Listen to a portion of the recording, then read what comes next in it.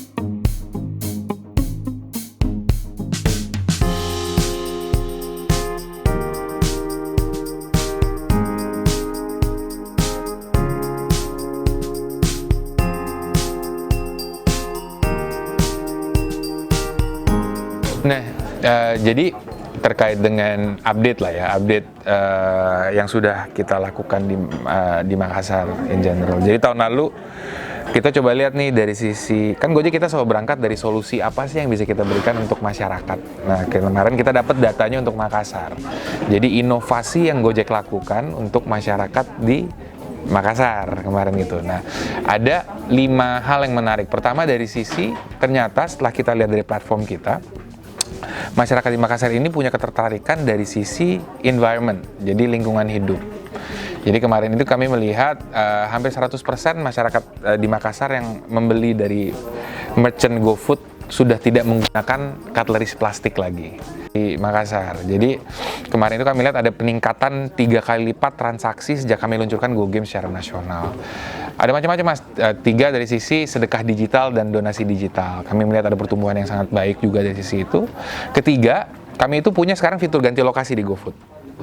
Nah, masyarakat di Makassar ini paling tinggi yang melakukan transaksi GoFood di fitur ganti lokasi.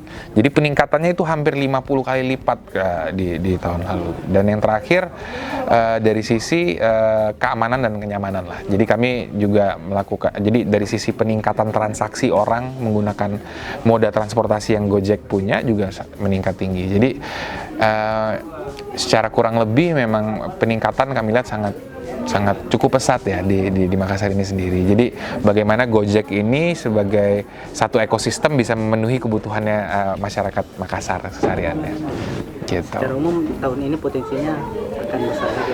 Iya sih, kami melihat Makassar ini menjadi salah satu kota yang penting juga lah, terutama di bagian timur Indonesia. Masyarakat Makassar pertama mungkin dari karakteristiknya juga, karakteristiknya sudah mulai savvy secara teknologi gitu kan, udah melek lah gitu. Jadi kami melihat pertumbuhan Gojek pun akan lumayan tumbuh secara tinggi di sini gitu, karena dukungan pemerintah juga, baik provinsi maupun kota juga sangat tinggi lah ke kami gitu. Jadi kalau di Gojek itu memang kita ada top cities lah, dan Makassar merupakan salah satunya. Saya nggak pegang presentasinya sih sejujurnya. Pak, ini yes. Saya punya kepuasan tersendiri ketika saya pindah ke Gojek adalah punya kesempatan untuk directly memberikan impact yang lebih besar lah, khususnya untuk informal sektor secara nyata. Dimana kalau di perusahaan yang konvensional yang lainnya, impact itu kadang-kadang bisa diberikan hanya melalui program-program CSR. Tapi di Gojek ini kita punya 3 pilar utama yang selalu saya pegang juga. Pertama adalah bagaimana kita bisa terus berinovasi sesuai dengan kebutuhan masyarakat, jadi inovasi. Kedua adalah speed. Jadi di Gojek ini kami tuntut punya kecepatan yang sangat tinggi dalam hal apa? Dalam hal berinovasi, dalam hal memberikan solusi, jadi harus ada speednya. Terakhir buat saya personally yang paling penting adalah bagaimana pekerjaan saya sehari-hari ya tidak hanya mengambil keuntungan aja, tapi bisa memberikan dampak yang lebih besar buat masyarakat. Dan di Gojek saya bisa mendapatkan itu. Buat saya itu adalah nilai plus yang lumayan penting buat saya. Gitu. Di 2017 awal, waktu itu belum ada tim komunikasinya. Jadi memang saya kan handle untuk komunikasi secara nasional. Jadi tim Gojek tadinya baru berdiri sekitar 2017 lah tim komunikasinya di awal-awal. Sebelumnya ada pengalaman kerja di mana? Di macam-macam industri. Jadi saya itu sebelum di Gojek kerja di ada multinational company lah, jadi perusahaan asing. Sebelumnya konsultan, saya sempat kerja juga di Jakarta, terus juga konsultan. Dulu saya sempat jadi konsultan PR untuk perusahaan keuangan. Jadi tapi nggak base di Indonesia, waktu itu base di London. Gitu. Jadi dari banyaknya pengalaman yang saya punya, jujur belum ada yang bisa memberikan pengalaman seperti saya punya di Gojek sekarang gitu. Kalau menurut saya gitu sih. Bisa diceritain mungkin Pak bagaimana yang di Gojek pada saat itu?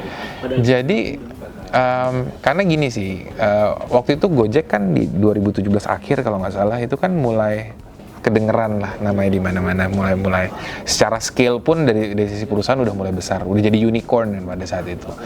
Saya punya ketertarikan lebih karena saya bisa ngelihat dampak yang real tadi itu, Mas. Buat saya kalau kerja biasa aja bisa kita lakukan di mana aja, tapi kerja yang benar-benar memberikan dampak buat orang banyak nggak di semua tempat bisa kita dapatkan gitu.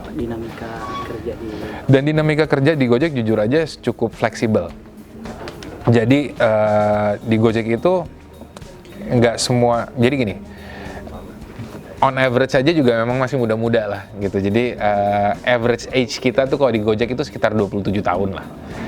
Average, saya nggak 27 tapi Mas, FYI saya nggak 27. Tapi average age karyawan di Gojek tuh emang masih muda-muda. Jadi di Gojek itu kami dituntut bukan jadi kayak kita bilang kayak age is just a number gitu. Tapi yang benar-benar menentukan adalah pengalaman, skill, integritas kita dalam bekerja, itu pastinya lebih penting sih, gitu.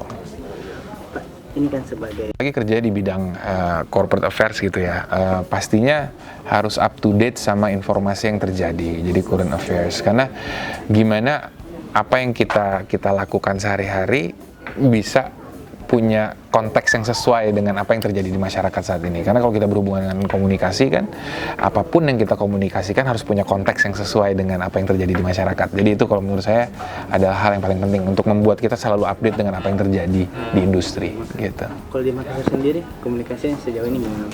Di Makassar sangat baik, sangat baik. Jadi memang dinamikanya beda-beda ya. Di Makassar ini kami melihat memang condong orang-orangnya sangat terbuka terhadap informasi-informasi baru gitu. Jadi ketika kami punya satu announcement baru atau ada inovasi yang baru, cukup cepat publik untuk menangkap informasi tersebut gitu, dan cukup cepat juga traction dari sisi engagement bisa di social media dan lain-lain. Jadi saya melihat emang cukup bisa dibilang haus informasi ya gitu. Jadi emang up to date sama informasi yang ada gitu. Oke, satu lagi Pak. Ini pasti fokusnya kami tetap sama, bagaimana Gojek sebagai satu ekosistem terintegrasi bisa mendukung kota Makassar in general. Kami mesti dipahami Gojek itu bukan sekedar transportasi online aja sekarang, tapi kami ini adalah satu ekosistem yang terintegrasi. Jadi Gojek ini punya aspirasi besar bagaimana kita bisa jadi operating system-nya masyarakat Makassar gitu. Jadi harapan kami mulai dari bangun tidur sampai tidur lagi cukup menggunakan satu aplikasi Gojek aja sudah bisa menangani seluruh daily friction lah, kami bilang kebutuhan sehari-hari gitu. Siap. Saya nggak pengen presentasinya sejujurnya. Yes. Secara personal. Ya.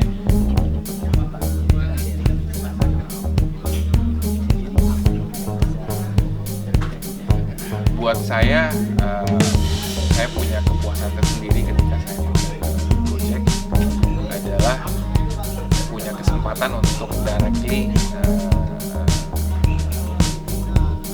memberikan impact yang lebih besar. Average saya nggak 27 tapi mas, FYI saya nggak 27.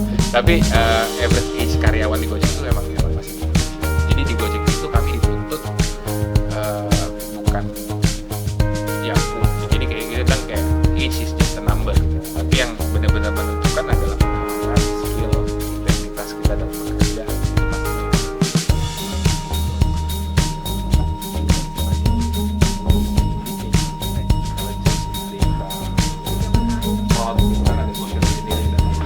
Itu juga kami pengen kasih pembekalan lebih tuh.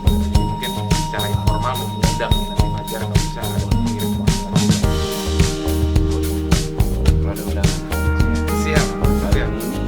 Dan terdekat dari sana juga kan ada Ya. Ya bisa.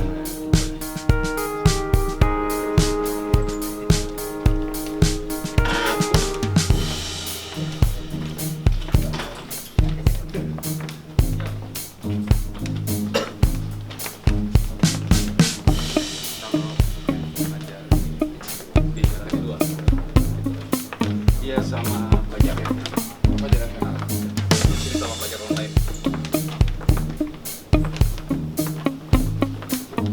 Grup semua. Grup semua. Oh ini maksudnya perusahaan? Iya sama perusahaan pajak. Setelah kayak di Indonesia Timur ya.